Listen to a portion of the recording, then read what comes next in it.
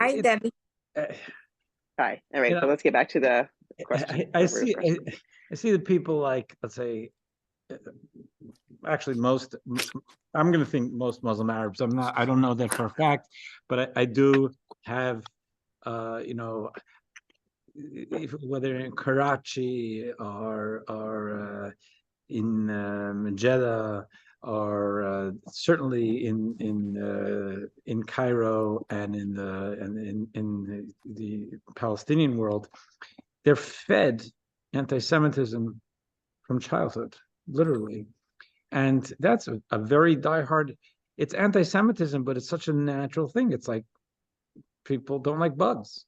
It's an anti-bug. It's you find them repulsive, you don't like them, and if they're bothering you, you want to get rid of them. I do believe that so that's very, very ingrained and very difficult to change. So they can only change it if it can only be changed if they're open to changing their societal issues. In our world, in this country, while we have in the past couple of decades, we've imported some of that hatred from the Muslim world. You have the Nazi, KKK. You have those people who are they hate Jews, they hate blacks. I mean, they hate a lot of things. I'm not even talking about those people because to me, there's nothing I can do with them, and I think that they're beyond repair for me. Then you have another type, perhaps, who is polite and doesn't act that way like a KKK or Palestinian type. But deep inside, if they have to think about it and they have a choice, they really they don't like Jews. It could be because they think we kill Jesus or then we steal money, whatever. There are those, and I'm sure there are those in Basking Ridge and in every society. And today there are also those, you know, serious ones, not only KKK. I don't know if there are KKK people around here or Nazi people around here, but there are definitely, I believe, Muslims who hate Jews. But then this I think is impacting a different swath of people, including Jews. You have Jewish kids. This is a fact. I know personally it's anecdotal, but I've seen it other people reporting it. There are Jewish kids out there wearing kafiyas, hiding their faces, and going and saying things which are genocidal. From river to the sea is a call for genocide. Intifada, long live Intifada, is a call for physical violence. The idea of calling out Israel as all the horrible things they call it. I don't know. Even if it was at one point possible to distinguish between Zionism and Jews or between Zionism and Judaism, for these people, there's absolutely no distinction. And in the last few decades, there's absolutely no distinction. A person who says horrible things about Zionists or Zionism, what they're doing is they're labeling the entire Jewish people. There's really no distinction. So the fact there are Jews swept up in that, are there self-hating Jews, self-loathing Jews? I believe that that's true also. I really think that this is because they're so swept up in their own self-righteousness that they feel that the Palestinians are being victimized, and they feel and here to criticize Israel's Israel's the Goliath now. They have bombs and they have planes, and people are suffering. And if you see a picture of Israel, a bomb falling from an Israeli plane on a Palestinian neighborhood, and then you see pictures of mangled kids being taken out of there, it doesn't look good. And a person with a heart is going to feel badly about it. I think we would all feel badly. No one wants an innocent baby to suffer. So when you paint it as colonialist, and there's no facts, it's like we've been occupying Gaza. Does anyone realize that they had self-governance since 2005, and they were Jews were forcibly evicted from Gaza to make way for them, and they were handed a $2 billion greenhouse industry and independence. That stuff is totally lost in the wind. That's just the dishonesty of it all. But when they're shown a picture, I think that there are a lot of, I wouldn't be shocked if there are normal kids on this block who show up to anti-Palestinian protests. to pro-Palestinian protests, to anti-Israel protests. It's either because they're swept up, and as one person said to me, said that's where the girls are. It's horrible, but I just don't see the hatred in it.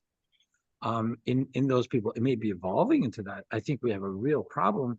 I still have hope that if well, I this has been going on for decades, and I kind of keep quiet because I don't want to get into things. I'm into spreading Judaism and having people feel close to Judaism, and I don't want to touch their rails unless I have to. But there are people in this neighborhood who have taken publicly and to me extremely liberal positions, which did not accord, in my mind, with not only Jewish values but with Jewish interests and Israel interests. I never saw BLM as good for the Jews.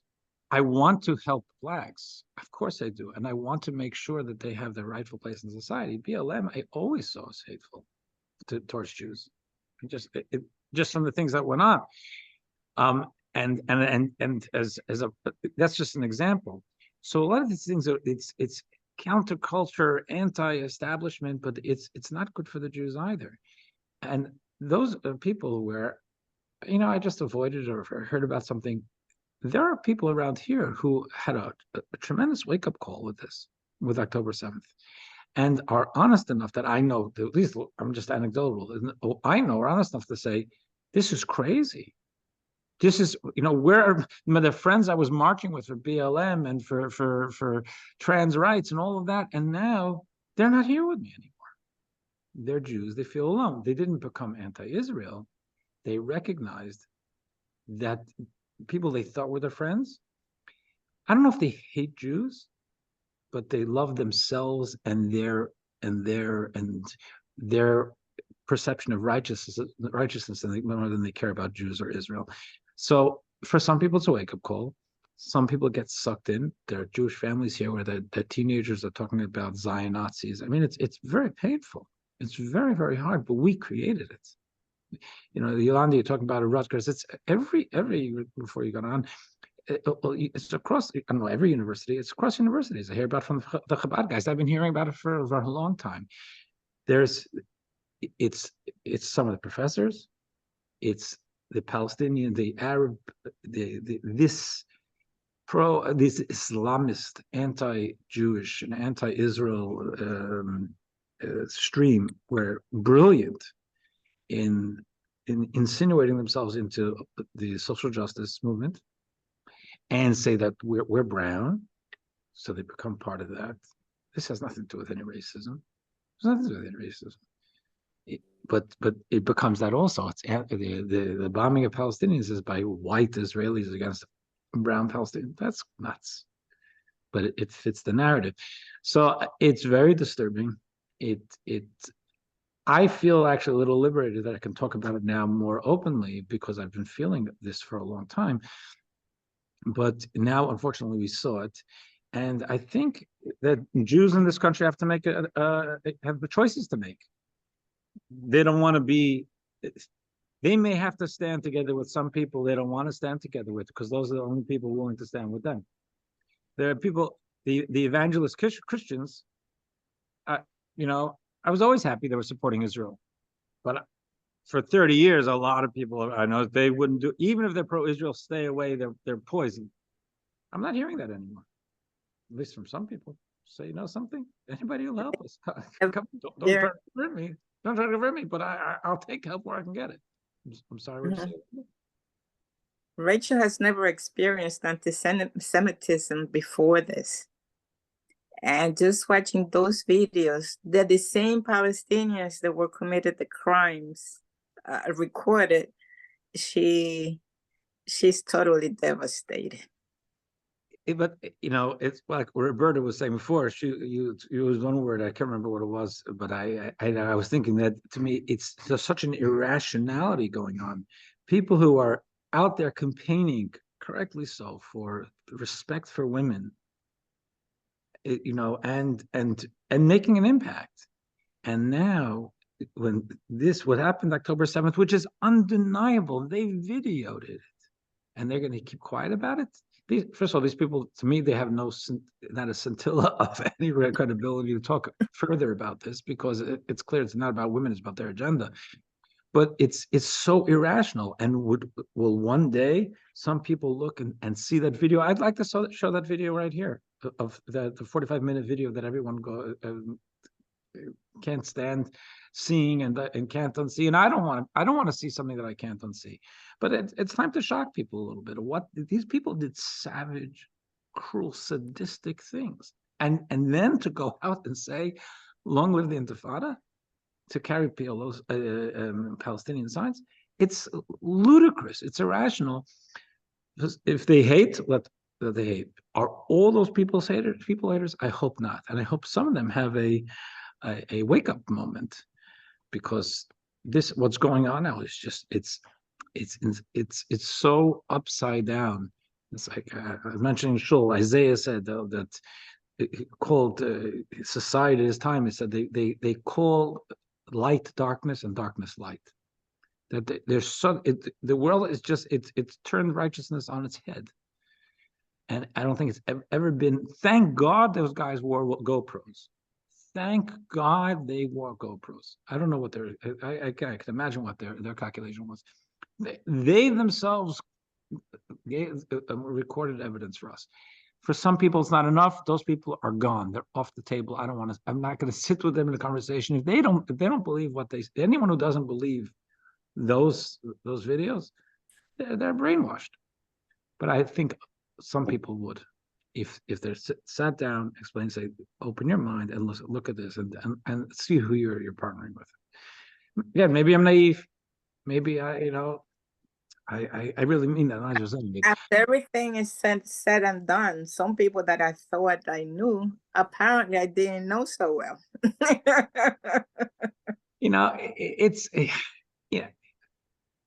I hear that, and a lot of people have said that to me. The pastors across the street, the ministers across the street, and the church across the street, they reached out to us immediately. A couple of people did. Many people didn't. A lot of people are telling that to me. That where are my friends? I don't know. Sometimes people make they're awkward, or they don't know what to say, or maybe they just hate Jews. I don't know.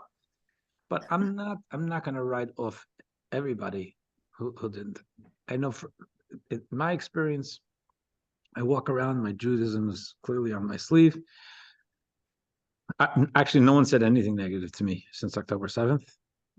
A number of people, if I'm walking in the street, if I'm in ShopRite or in an office building, a number of people, actually almost always Hispanic, will say to me, by the way, just stop me and say, "We're with you," which is really, really nice. Really, really nice. And I believe that anyone with a clear head who's not swept up in the youth, this quasi social justice movement, and has some seichel, some logic to them, of course they're going to be on our side. These people are out for them. The people those kids are promoting, God forbid, if they lived in these Muslim Islamist areas, they wouldn't last a week. They'd be dead. I think it's sometimes worth pointing out too. I mean, everything you said, of course, always, but and you probably mentioned it in the past, but a point that's shown or highlighted to me is that, as you said, they wore GoPros because they're proud of that they did these things, and at least the Nazis were, shameful and had to drink to make themselves do it and tried to hide things. So it's even another level of barbaricness. And so I've been trying to formulate, maybe people here can give me some phrasing. There's people online who always are, saying that we're lying about the rapes and stuff, and that the videos were fake and staged.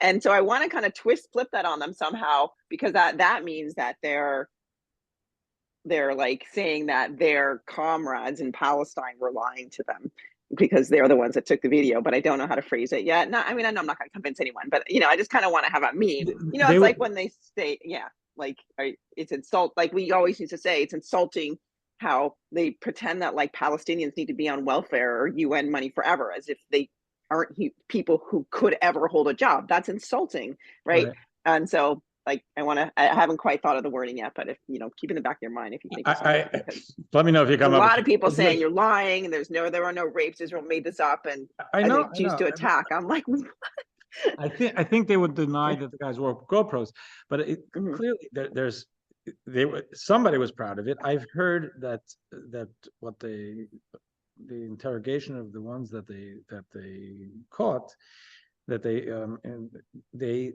a lot of these terrorists, the ones who came in on October 7th, were on drugs. They were high, specifically to be able to let them to do it, but they were told, they were clearly, the people guiding them are soulless, evil people. Evil people. The individuals did evil things. Where if they celebrated it, it's beyond evil. Like I say, I never heard of a Nazi shooting and then saying "Yay," or then cheering them on like we see in the videos. It's how do you distinguish or measure one evil against another evil? But it's a shocking evil, and I'm serious. I'm not. I don't know. It would be a service to the community, and maybe I'm jumping the gun. But if I could get that 45-minute video, I would open up to the larger community, and I would invite the mosque to come to come see the video, because That could be interesting. Yeah. it's reality, and they Hmm. as you heard by the Federation, the Mhm. mosques have not reached out. When Baruch Goldstein shot up, unfortunately killed a bunch of Muslims in a mosque in Hebron, it's a long time ago, but decades ago, a lot of the Jewish community, because I do remember it. I don't remember when it was, but I remember it very clearly. I remember where I was when I heard about it. A lot of the Jewish community was vocally embarrassed by it, disavowing it. They were at prayer. They weren't threatening him, and that, even though we talk a background of why that happened, whatever, and what people say he had news of an impending pogrom. What he did was the Jewish community stood up and said that was wrong. Many of the Jewish community. I haven't heard that here. I simply have not heard I of know. it, and That's more concerning to me, yeah, than yeah, almost any of this. it's a scary thing. My, yeah. Yes. Yeah. I'm sorry. No, I was going to say, I read the comparison with Nazis, and I have to say, I find it, I don't like that comparison at all. Nazis were evil people.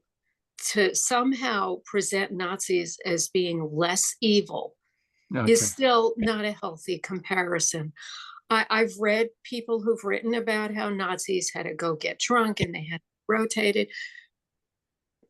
And don't let the Nazis off the hook, even for this purpose. I can't do that. I accept that. can't accept that kind of, it really cuts deep. And as far as showing the video is concerned, I guess from my research background, what I'd like to know before we expose people to it is how long the impact of watching the video lasted on the people who saw it. Because it's not convincing to me that that impact was devastating, shocking, and it had an immediate impact on some people. How sustaining that is, I can't say. And I don't know. I know that when people have viewed shocking or unpleasant things, sometimes the impact lasts longer than others. But I would want to know that before I exposed any community to it. Because the people that it would really hurt are already hurting. In other words, you don't need to see it.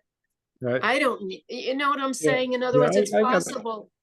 It's possible that the only people that would be severely impacted by it are those that are already on our side. I And think so I would want to know that. I don't know that we have data on that, but we probably could get it. And it doesn't have to be on this film in particular. It could be on any horrific viewing of something. Because why hurt the people in our community even more? And they'd be the ones. So who would come? I would come. Right. People on this Yeah, right. class would come. I don't know. No, I throw think that out there as a counter argument, not because I don't think it's a good idea, but because I think it's it could have a very emotional impact on people who see it I think that are already on our side. it's a very good point, and I think that it would only pay to show it if you have people who are not what you're calling on our side and really wanting to be open-minded about looking at what went on and what's going on. Otherwise, I know the Chabad in different universities are trying to have it shown, to have university presidents and administration to watch it. That makes a lot of sense to me, because they need to have that in their minds when they see kids saying from the river to the sea, or glory to Hamas. But you're right. Here it would only pay if it can make an impact and move the needle somewhere. Otherwise, it's just because the truth is, I don't want to see it. It's gory. I don't like to see such things. I don't want it's like I say, we're paying enough already. I don't need more convincing. Yeah, that's really the only argument I have against it. Also, And Yeah, I know. I couldn't handle it. I'm sorry. I'm anxious to hear what goes on during the testimony that's being given today by the university people. There's a hearing today. Yeah, I know. But I will give Chuck Schumer credit. I mean, the things he said, I copied quotes of it. I was going to put it out, as you said, Debbie, on social media, because what he said is, we've never felt so alone. The only reason I didn't excerpt it and put it out already, not that it is any purpose in social media stuff, because it's mostly our own people who are hearing it. We're talking to ourselves, is because he said American Jews have never felt so alone. And I don't want to isolate Israel from that quote. So, but anyway, that's right. I feel like also, I mean, I don't mean to make this a venting session, but that it's been discussed before, but like, it just kind of like unleashed what was already, I mean, clearly there wasn't like this instantaneous infiltration of people who want to, march and protest against us, right, in a month into our country. And it was always simmering under the surface, and this unleashed people that give them the mindset, power, whatever, to now reveal it freely and proudly all the time, apparently, all the protests and marches pro-Palestinian. And so that's, something to keep in mind. And I hope that we all can keep in mind long term. God willing, this, kind of dampens down a bit, but to know it's still there. And it's just waiting, it seems like. It's a lot of it, they call it virtue sharing and virtue shaming. Virtue sharing is basically when you align yourself with what you believe is a cause that's associated with virtue. And so you join in with it because you want to share that you have virtue too, that you have this, and it's contagious. And I worry less about the colleges, because they'll go on to the next topic soon enough. I worry more about your average person in the street who has these underlying hateful thoughts. I just think there's a lot of latent anti-Semitism coming from both directions, as the rabbi pointed out, there's the Nazi ends of that spectrum. So you have it both from the far right and the far left. And I'm terrified of it. I'm really terrified.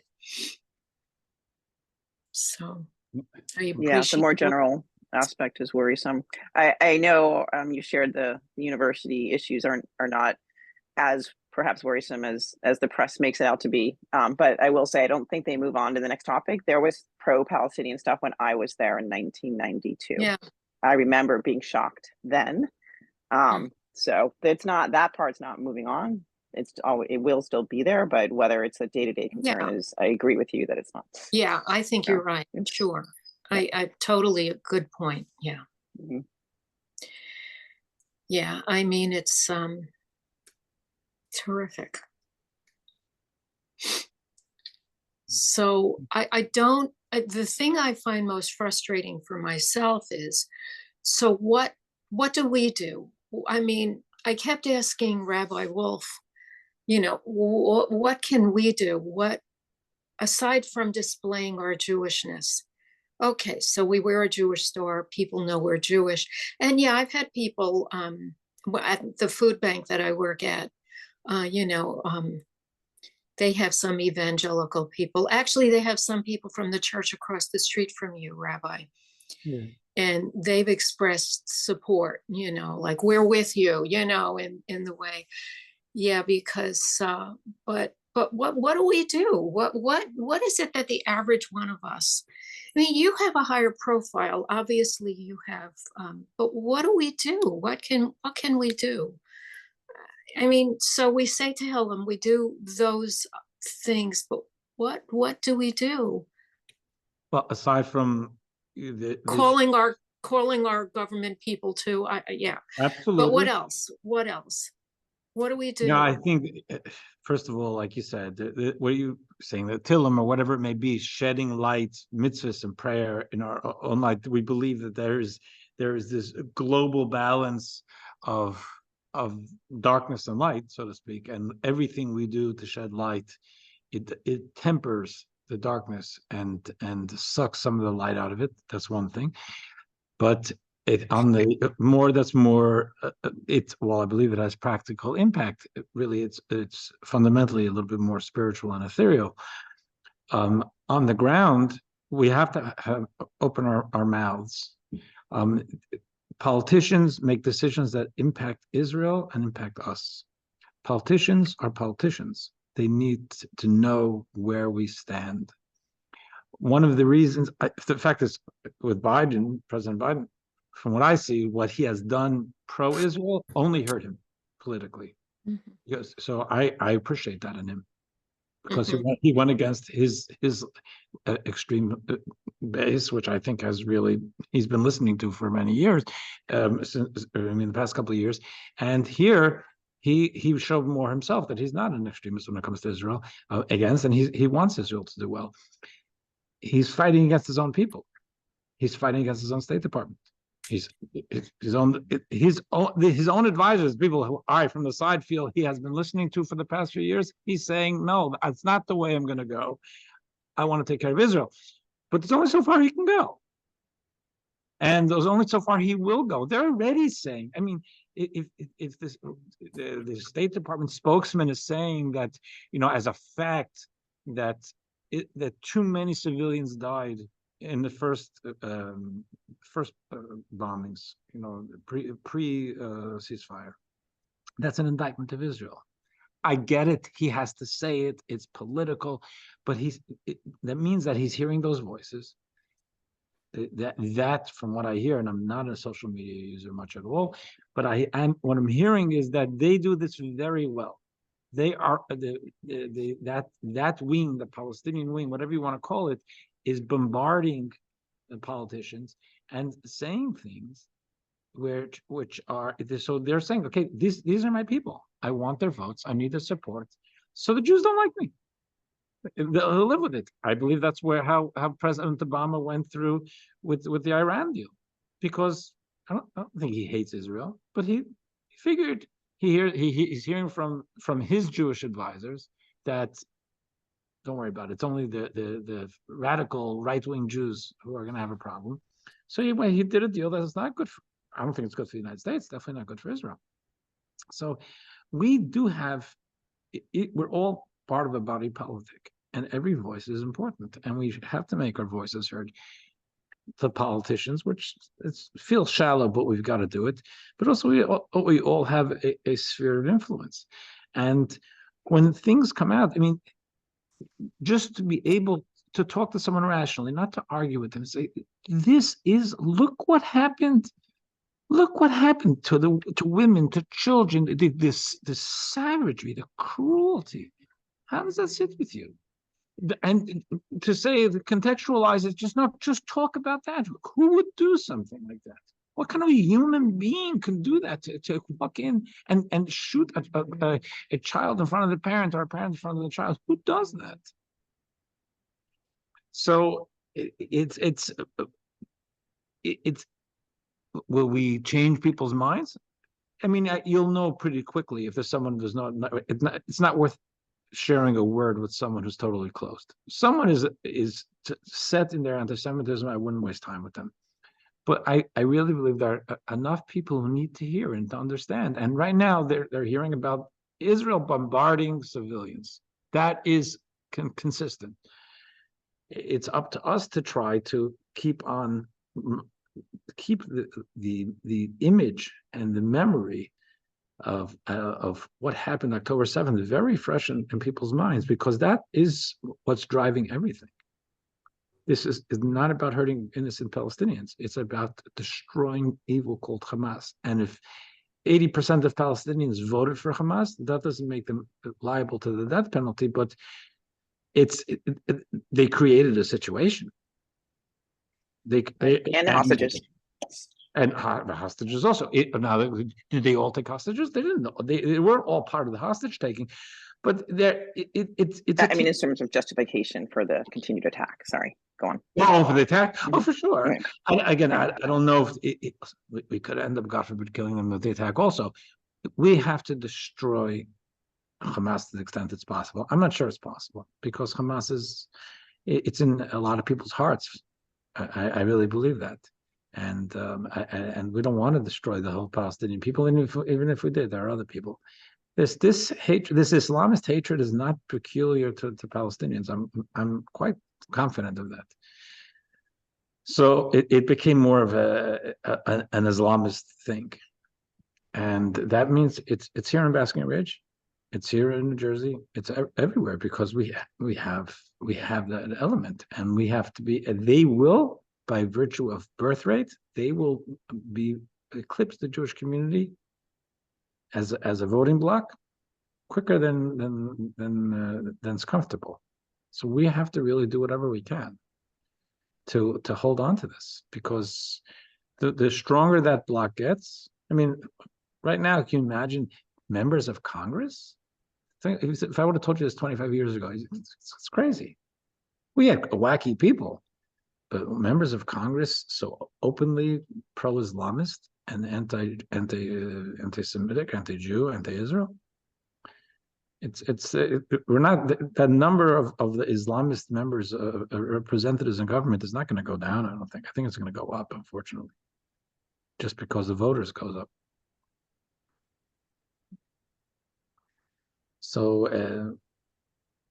We don't control the world, but we have a sphere of influence, and we can't be quiet about it. It's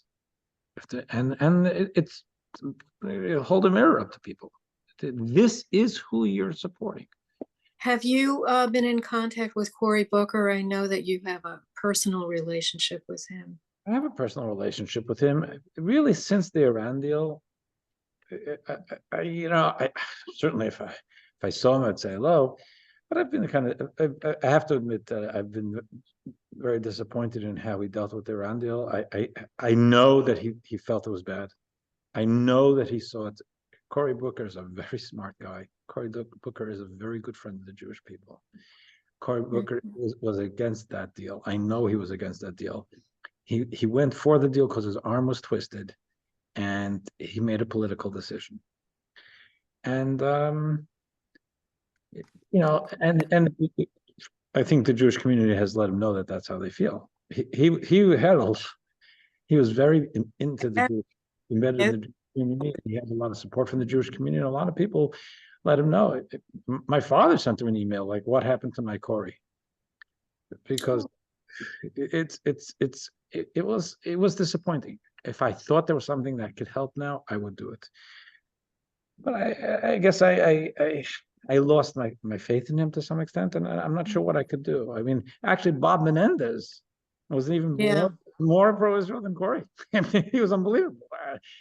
What am I going to do with him now? And now he's also with the Egyptian government. I just don't know. You know, politicians are a special breed, and they use special in a special way. I'm not.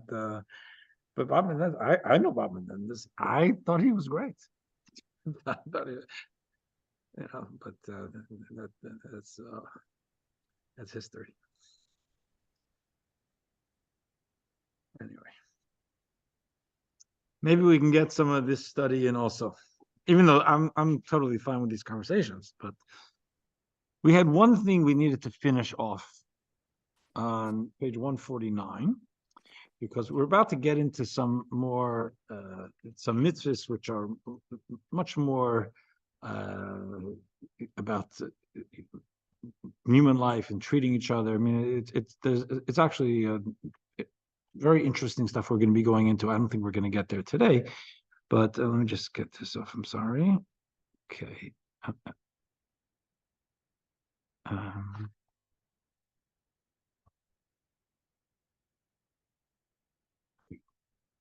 But before we get to that part, there was something we spoke about in when it comes to offerings. Torah in general is more about what you do than what you think. Of course, we have faith, but it's, you know, giving tzedakah is a mitzvah. Why you gave tzedakah is important, but it's less important. So if you gave tzedakah because you want your name up in lights, you gave tzedakah because you want to impress someone, you gave tzedakah because whatever it was, obviously there's going to be a range of good, commendable and admirable intentions and less admirable. But largely, it's very action focused. And there isn't that much of policing, so to speak, of internal dynamics. In this, what we read last time, I'm not going to read it through again, there is an area in Jewish law when it comes to the offerings, which are very, very special, hallowed exercise. Having an intent would be very serious, a wrong intent. And let's take a look again at verse 6 at the top, and then we're going to go to something which we didn't read last time, a closer look. This would say these offerings would be eaten on the day you slaughter it, and if any meat is left over on the next day, and furthermore, anything left over until the third day must not be eaten, but rather be burned in fire. Okay, that's all action. If when you slaughter it, you articulate your intention to eat it beyond this time limit, the sacrifice becomes invalid and ineffectual. So your intent to do something, even though now's your offering, you could eat it, but your intent is to eat it the wrong. You didn't yet eat it wrong. The whole thing's invalidated. So the intent is critical here. And here they bring, I'm not sure why they bring this because it's really not so relevant. You know, this is not so much, usually these are insights and lessons in life, and we can try to find everything. This is more about digging a little deeper into the law nuances. On the right side at the bottom, a closer look, your intention to eat it beyond this time limit.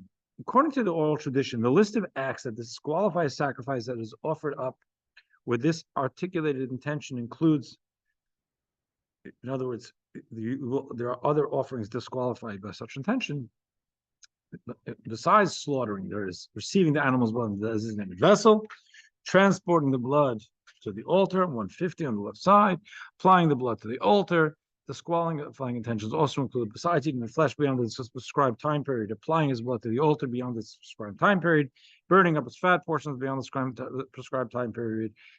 And furthermore, this law applies not only to peace offerings, but to any offering slaughtered with the intention of eating it, applying his blood to the altar or burning up its fat portions on the altar after the prescribed times for doing so.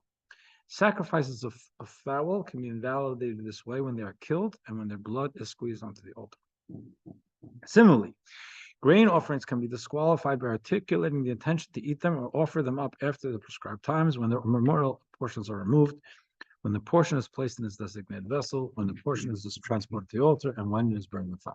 So they're bringing up this idea that it's, when it comes to these hallowed things, it's interesting that where it's not usually the case, there's going to be this sensitivity to how you think, to the extent that that an intent that is not on target with what the law says can invalidate from the inception the entire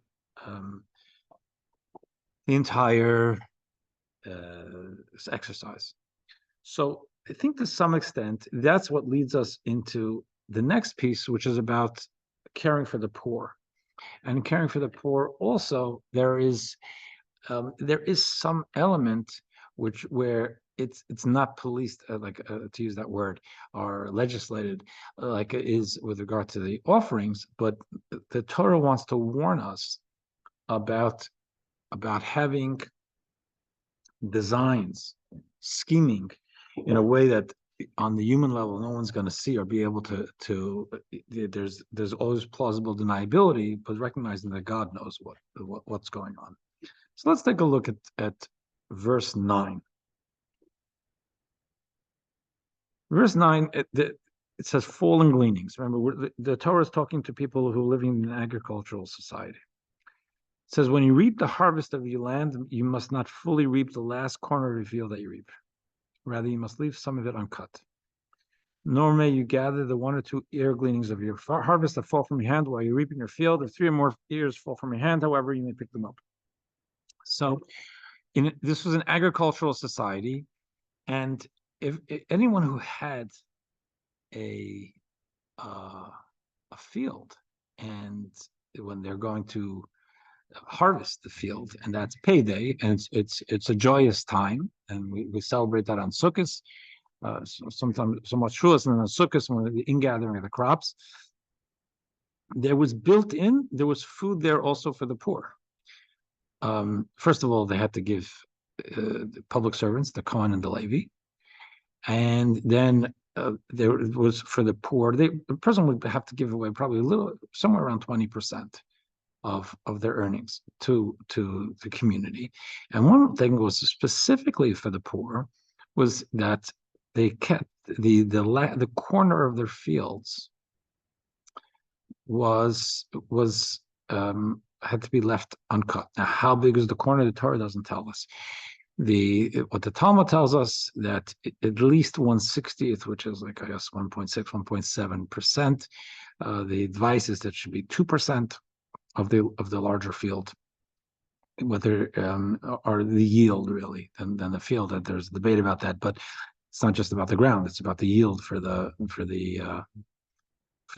people to be able to have food. So, and that was on the corners. It's called the payah, is the type of tithe. It's called leaving payah, the corners of your fields, and all the poor people knew that was that was going to be something. They would leave it at the end, and therefore, see, if let's say if the Torah had said, just to think a little bit of what the Torah has in mind for us here. If the Torah had said you have to leave 2%, you keep it at 2% of your produce in the field for poor people to come to harvest. In other words, not that you take it off and then you give it later. That's something else. So you leave it there and let the poor. It's open season, and the poor can come and pick it, take it home. If you just said 2%, well, first of all, poor people wouldn't know when it could, if it's just anywhere in the field. So the poor people wouldn't know necessarily when to come. Like they have to, how many months do they have to sit outside waiting for when you're opening this up?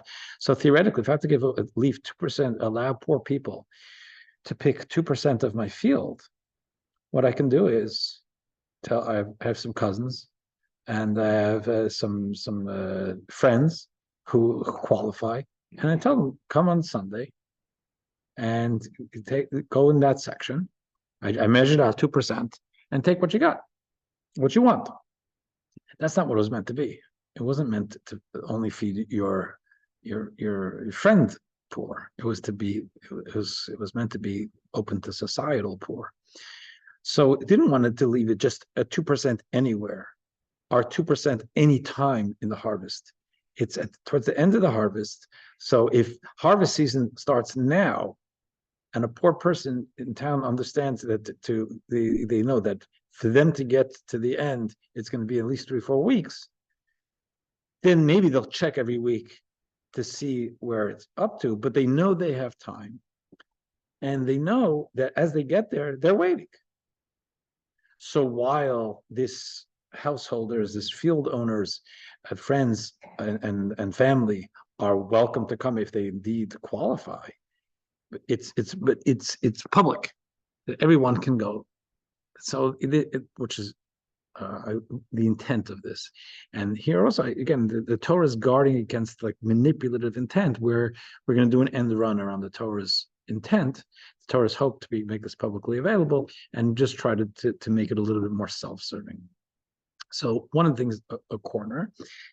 Another thing, they only bring 2 of them here. There are a couple who are not mentioned in this Torah section. One of them is that if you have a scythe and you're cutting, and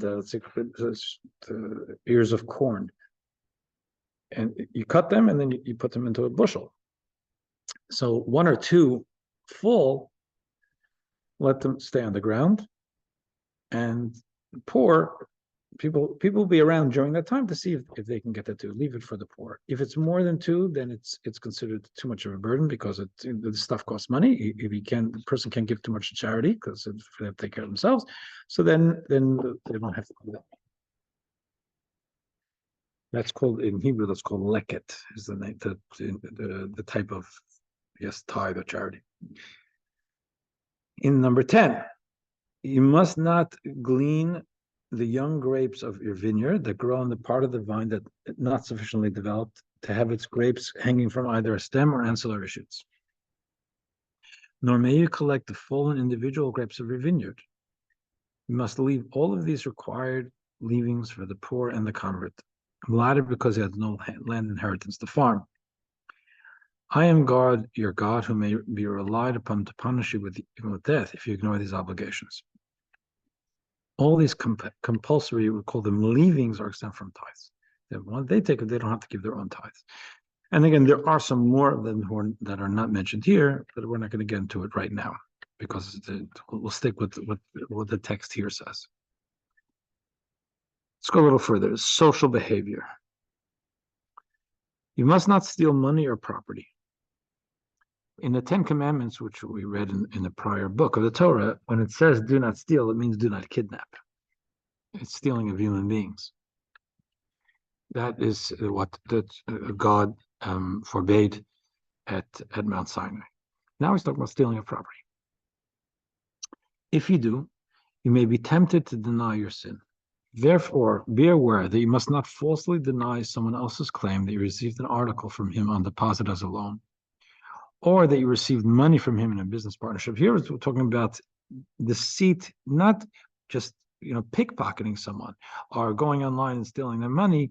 Here it's a little bit removed from that.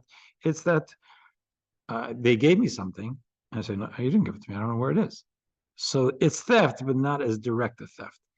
Or you received money from him in a business partnership, or as a loan, or that you robbed him, or that you withheld his wages, that you found something you lost. If you do deny such a claim, you may then be tempted to bolster your claim by swearing, and swearing falsely is another very serious issue. And we dealt with this earlier on in this 3rd book of the Torah. In fact, therefore, be further aware that you must not lie to one another. Lying in general. So the idea of and this comes up again in the Torah, we should be honest by swearing falsely regarding having done any of these 5 things. The corrective punishment for this misdeed was described previously. There's the value of being honest. And the value of being honest is a Torah value. And first of all, we're in a society, we're in relationships. The foundation of any relationship is trust. If we're not honest, we're not trustworthy, and that can't not impact a relationship, because who you're talking to when you're talking to the person, if their word is not a word. And so the idea of us being honest and be able to look in the mirror and know we're trustworthy is itself a very important Torah value, that it's not about what we can get away with. It's about it's what we know. It's about our conscience to know that we're someone, our word actually means something.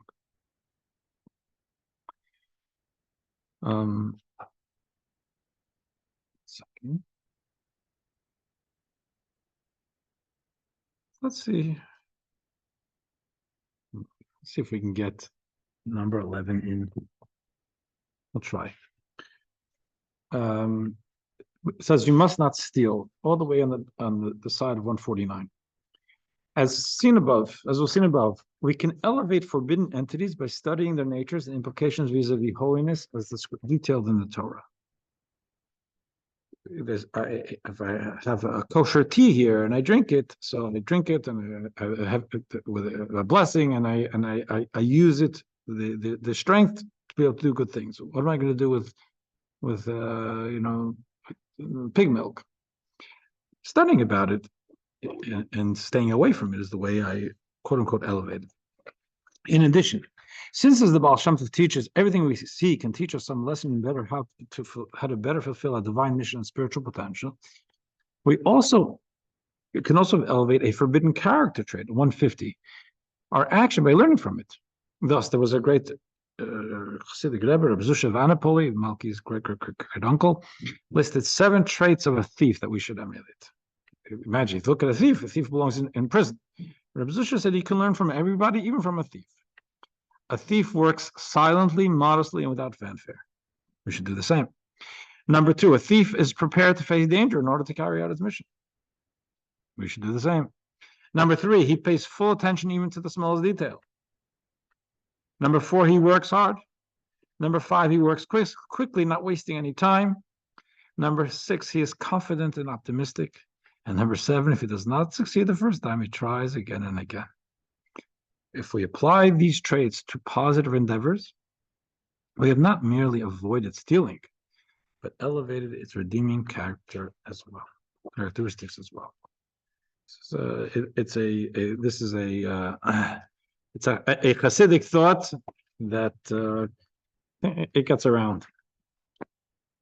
I wish everyone a happy Hanukkah. We'll leave it over here, and I hope that we have an illuminated world. We could use it. Happy Hanukkah. Thank you. Happy Hanukkah. Happy Hanukkah. Thank